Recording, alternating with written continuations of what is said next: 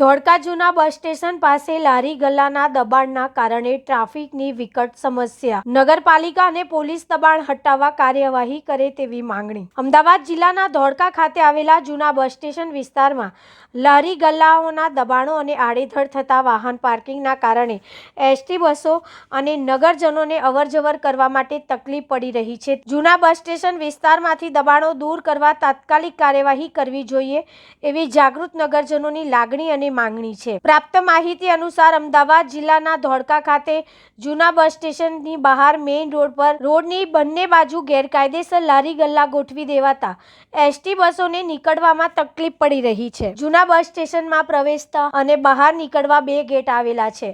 આ ગેટની નજીક આવેલી હોટલ, રેસ્ટોરન્ટ અને પાનના ગલ્લા, નાસ્તાની લારીઓની આગળ બાકડા મૂકેલા હોય છે. આડેધડ બાઇકો પાર્ક કરેલી હોય છે.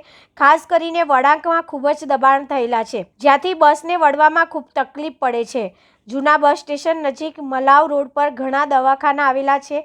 આથી આ રોડ પરથી દિવસ દરમિયાન એમ્બ્યુલન્સ પણ અવારનવાર પસાર થાય છે. ત્યારે ધોળકા નગરપાલિકા પ્રમુખ અશોકભાઈ મકવાણા અને ચીફ ઓફિસર પ્રાર્થનાબેન રાઠોડ તથા ધોળકા ટાઉન પોલીસ મથકના નવનિયુક્ત પોલીસ ઇન્સ્પેક્ટર એન પાર્ક સાહેબ આ બાબતને ગંભીરતાથી લઈ તાત્કાલિક ધોળકા જૂના બસ સ્ટેશન વિસ્તારમાં દબાણો દૂર કરવા તાત્કાલિક કાર્યવાહી કરી